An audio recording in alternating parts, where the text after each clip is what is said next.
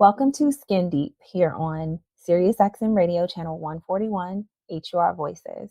My name is Patrice McNeill. I'm the guest host sitting in for Sharrarne Morton, who invited me onto the show to do a three-part series on fashion history and cultural impact. So today we're wrapping up the series, and I have a special guest who I think is going to add a really interesting perspective to the conversation. So stay tuned and thank you for joining.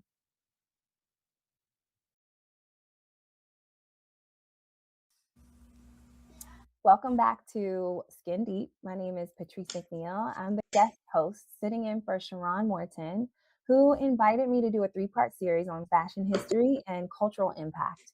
So this is our third show of the series and the final part. And today I have an incredible guest with me. He's a fashion veteran. He is a founder of a company called Righteous Ones Entertainment, the agency, and I think has a really interesting perspective that will make the conversation irresistible for the listeners. So thank you for being here, and we're going to get into the conversation now. Harley, welcome. Thank you. Thank you for having me. I really appreciate it.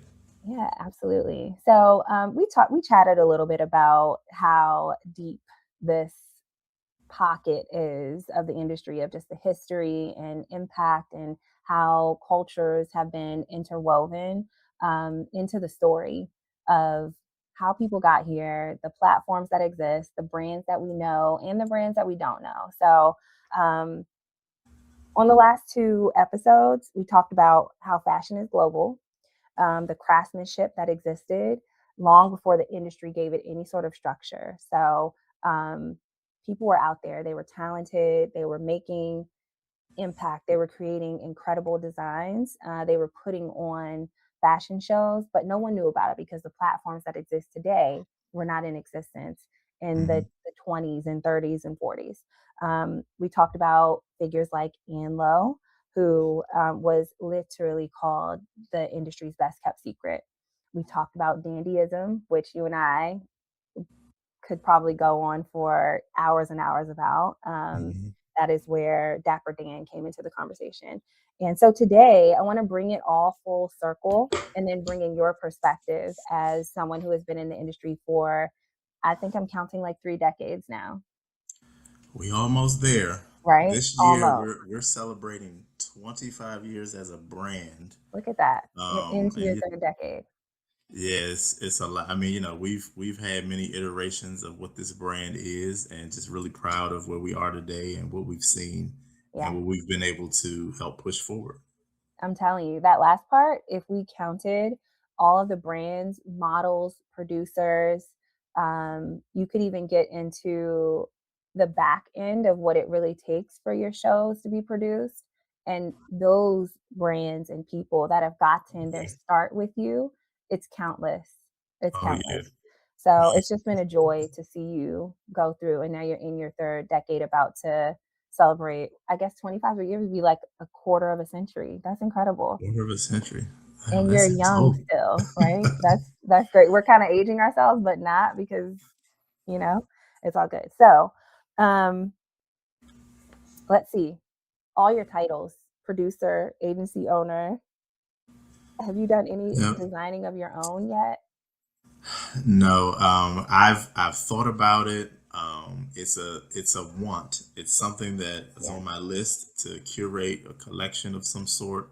Yeah. Um, I just haven't checked that off my list yet. But oh, I would love to do such. I I really love would. that. And I love that I pulled out the one thing that you haven't done yet. So we're Yes, going to come back to that. I'm going to hold you accountable before the time you reach 30 years. We'll please, get there. Yes. please.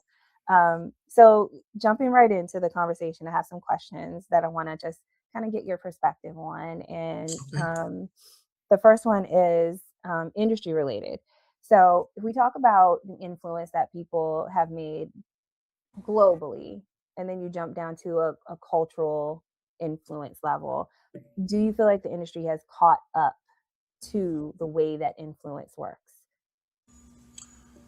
To the way that influence, you mean like the way cultural influence works? Like Yeah. exactly what? Yeah. So Okay. marketing is one thing, right? The Yeah. machine of marketing. And then culturally, word of mouth, or um, even the way that something might get to a specific group Yeah. has have we caught up? I think this is a two-part answer. Um, as of today, I think the industry is caught up. I think the industry has kind of learned how to get something into the atmosphere and allow culture to do what it needs to do with it for those within those cultures.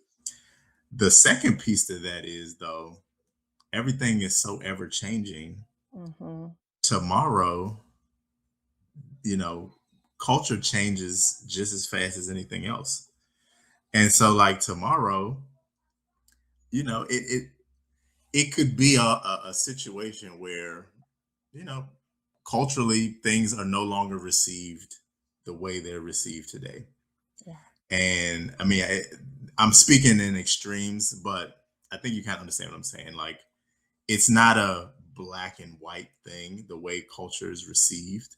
yeah, And I think in the day and age that we're in, you know, everything is it's so turnkey. Like, and I will put culture in that bucket too. Things just change so frequently. The way that we're able to put things out in the atmosphere changes frequently. Perception changes frequently. So I just, I believe that we are caught up, but all it would take is, for another wave of creativity, another wave of awareness for that to shift, and then we got to catch up again. But I yeah. think that's kind of like what keeps it alive as well. I agree. It's a fast moving space, Yeah. and I just think about when you first started, the way that modeling looked then, it's very Oh different my now. God. So It's in very that different. way, I do feel like we've caught up specifically with models and modeling and just representation in that space. Um, and then if you talk about designers, we've caught up there too in a lot of ways. I listened to a really interesting podcast with Pharrell, and Hmm. what he's doing with Louis Vuitton right now, or has been doing with Yeah. Louis Vuitton. And just, he said that it changed his life before he started collaborating with them. It hadn't been done. And Mm. controversially, whether you're a Kanye fan or not, we don't have to talk about that specifically, but the impact that he has made in Oh, fashion, absolutely. it's Undeniable. undeniable, right? Yeah. So that's the thing that I think I love about us as a people, as a culture, that things like that really do make it even possible for like a Virgil Abloh, Oh, um, absolutely. right? It's And inspirational. it's inspirational. I saw And today yeah. on like a totally different end of the fashion spectrum that Basquiat had a collection with Gap, right? So now it's accessible and we're caught up. Like, I love that Yeah. diversity that exists. Yeah. Um, It's beautiful. It's yeah. beautiful. So I have to agree with you that I feel like, and I'm sorry if my question was a little bit confusing. I was thinking like broader, but I think you got what I meant. Like, Yeah, no, I I did. do I feel like just we wanted to make caught sure up. I was answering properly. And Yeah, forgive me if my answers seem too broad, but I feel like culture is broad. it And, is. It totally and is. so while the response was broad, I think it's centered in what culture is and what it does and what it provides and what it can give. Yeah. That's kind of how I was trying to answer. No, it was perfect. And it prompted me to kind of think about the beginning to where we are right now. Yeah. And so in that same light, um, if you think about the first fashion show that you produced and then Yikes. the most recent one, right? I'm just giving you 2 points in the timeline. How intentional do you feel like you need to be now? And what is it that you consider when you produce a fashion show now compared to when you were doing it Yeah. in your earlier days? Well, I think what's different now for me, um, and I would hope that other fashion show producers would agree. I think fashion show production is an art. I view it as an art. There is a level of artistry and creativity that you have to have because, in essence, it is storytelling. Hmm. It's storytelling accompanying a story by a designer. And so you're charged with marrying two stories, and you're making another story so that people can be invested in the designer story. Yes. And so that's how I approach fashion shows now. In my early years, I was, again, like not being caught up. Like I had to catch up to the wave. I was just fascinated with runway and the presence that models had and the fanfare of it all. Yeah. And so my lens then was, to replicate that. It wasn't about artistry and telling stories then, but Yeah. that's what it is now. Yeah.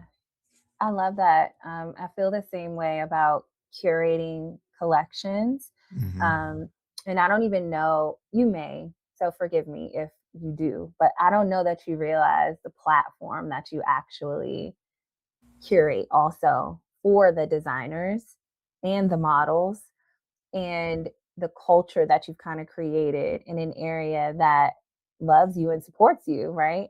So a new designer coming on with having not produced or been in a production before, I should say, right?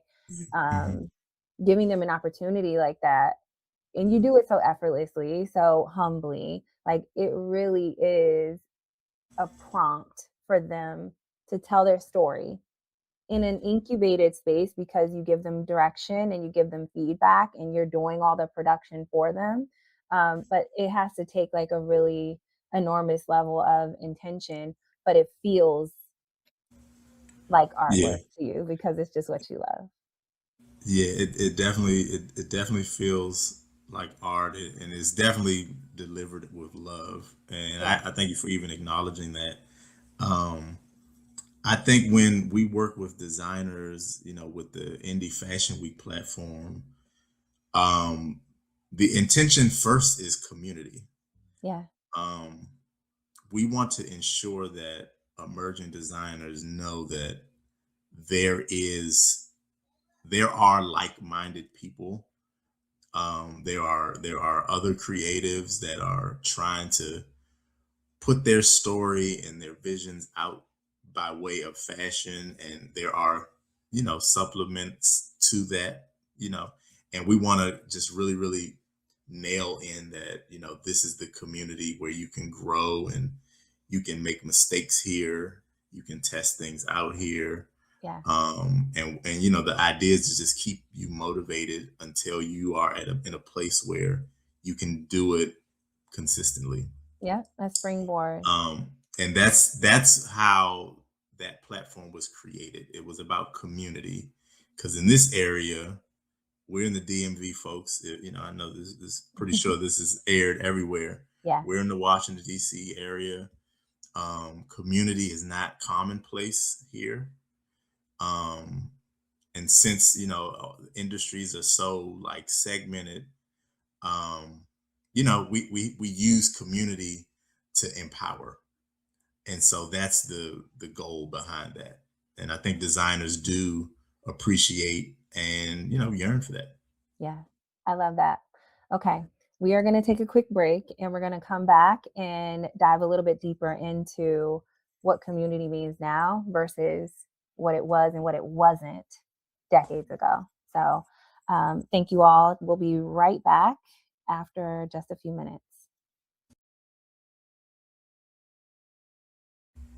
Welcome back to Skin Deep on Sirius XM Radio, channel 141, HUR Voices. I am Patrice McNeill. I'm the guest host sitting in for Sharrarne Morton, and I have a co-guest host with me, Harley Morgan, who is the CEO and founder of the agency, Righteous Ones Entertainment. So right before the break, we were deep in conversation and ended on platform and community. And I can't help but to be just fascinated by the incubator that it creates. And Mhm. that's a cliche, like kind of flashy word, and almost has become an industry nowadays, like small business industry, small business incubators. Babies, yeah. People are lining up to join them, and you are here creating one in a space that I think has it is inclusive of so many different lanes that lead to careers in the industry. And so, what I want to talk about next is, let's jump back a little bit in history, where people like Anne Lowe um, had to choose a career path for survival, right? Being a seamstress was what she chose to do. She was taught by her mother, became a seamstress, and now people want to be fashion designers, kind of like they choose, like, oh, I don't want to be, it's almost like a flashy Yeah. career path that people Yeah. Yeah. choose versus it being an actual necessity. So, it, do you love anybody from history, from fashion history? Do you ever like pull back and feel and see and know that we are literally standing on the shoulders of those that came before us, who maybe, had to work really hard in a space that didn't provide the access that we have today? Yeah, absolutely.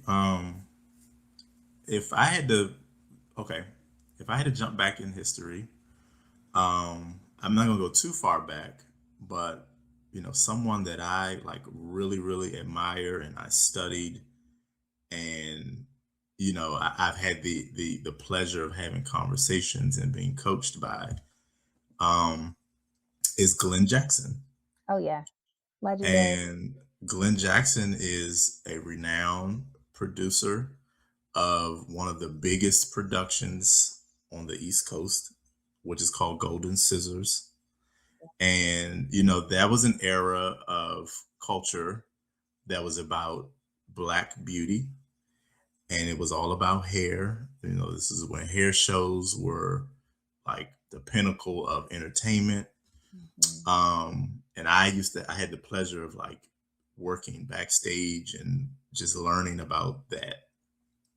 And the way those productions came together, the amount of people that was involved, and all the organization and strategy, and how the artistry came to life. I mean, to see it all happen from the beginning of the process to the end, I mean, I was speechless each and every time. Yeah. And it's just something about, like, I don't know, I think that it takes a certain person to be the conductor of a creative train like that. And Glenn Jackson is just so masterful, and it just seemed like he can do it in his sleep. Yeah. It's just something that I'm gonna forever be infatuated with. And I've learned so much from that process. And just fashion show productions being entertainment flair.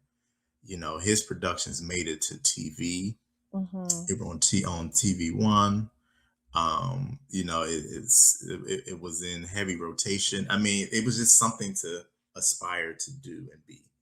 Yeah. And so when you say, history from my angle, that'll always be the first person that I reference, because it was years, many years before my time, but I was able to meet and build rapport and learn from this individual. Yeah. So that's going to always resonate. And I was a part of his community, and I I was didn't able know to, that. I didn't know that. it I love was, that. yeah, Yeah.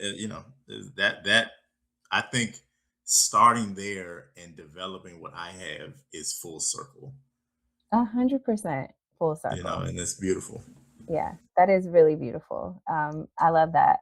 And I think that even people just knowing the story, if someone was to hear you say that, you're going to be somebody's Glenn Jackson, because the team that you have now, someone is watching you. And it's so important to um, run our businesses and for you to know that the work that you're doing and the platforms that you're creating are needed, and running your business in that way and providing other people the opportunity to watch your evolution is just huge, right? Because you're kind of paving the way for the future of fashion. And we cannot talk about fashion without talking about hair. I'm glad you mentioned it, Yeah. especially in Black culture, right? Hair. Oh And yeah. then um, how even that has evolved over the years to be really inclusive of different cultures and like the secrets in the pockets that were taboo to talk about, who Hmm. actually wears weave and where it's sourced and who's really selling, you know what I mean? All these Yeah. things that were just not talked about before are all a part of fashion. It's all rooted in fashion. And I think that's what Sharrarne loved about dandyism is like like so many other movements that may have started, we are able to pull from things or be inspired by it and make it our own and then sometimes Yeah. do it better than the originators, right? Absolutely. So, It's um, magical. It's it's magical. magical, like, it's intoxicating to watch. So, access is one of the common themes that I believe is, can probably go back to the beginning of time. Whoever controls, some people say whoever controls the purse, the money is the person with the access. And even that has changed some. Access to decision makers, access to the platform, access to the resources, whatever it is. Yeah. Yeah. And that has changed so much. Let's talk about that a little bit. Where are we still in need of improvement to access of resources of I kind of feel like there are so many designers that haven't been discovered or haven't been put on the right platform. It just takes, you know, like making it to Oprah's list or something, but that's like big. I find that there's a lot of space in the Yeah. middle that is ripe for the picking. Yeah. I think that's a great question. I believe, as far as access, I believe there's still a huge gap with access when it comes to access. Um, I personally, I don't. I think we've progressed a bit, Mhm. but we're much further behind. You know, some of our other family in these spaces. Why is that? Um, well, I do think I think race does play a part in it, Yeah. a big part in it. Capital is a big part of it, and who has access to capital, and being affiliated with the right circles who make the decisions. Um, that's all a part of access too. It is. Like Mm. when you think about fashion, a lot of things in fashion are predicted already. And, in order to shift that or break entry into that, before you have access, you have to have the connection. Yeah. And I think there are many communities and cultures that don't have the connection for several reasons, which could be another show, to be honest. Oh, yeah. Whether it's just, just no, it's not, you're out of reach, or, there's, um, what's the word I'm looking for? Intimidation, Mhm. I mean, it's so many reasons why connection isn't made. Um, but People that's work why we so don't have hard. access. People work so hard too to get access, and I find this especially in our culture sometimes, that people work so hard and sacrifice so much that once they make it, they're protective of the Oh, status, absolutely. right? And Absolutely. unfortunately, I feel like that is counterproductive to what we really need to be doing. Um, Jay-Z is Absolutely. one of my And that's actually favorites. it's actually ironic. It's Yes, irony because, the small few that do make the connection and do get the access, like you said, they become guarded, so guarded. and when they should be extending, not an easy olive branch, but you in a sense they should be opening another door and 100%. creating another entryway, of course, with boundaries and with requirements and such. But at this point, you now have another lens for to look out of to help people get into the next realm of their professionalism, and that's Exactly. not happening either. It's not happening. Yeah, I am going to challenge you and I both to not only continue doing what we're doing, because I see you creating space and maintaining that space for others. And that is the premise of Zoe and Low. It is a space for independent brands with high yeah, standards. You yep, cannot come in or be featured unless you're meeting these high standards. But guess what? We're going to show you how to do it. I see you do the same thing for emerging designers, for the producing team that you invite into fashion show production.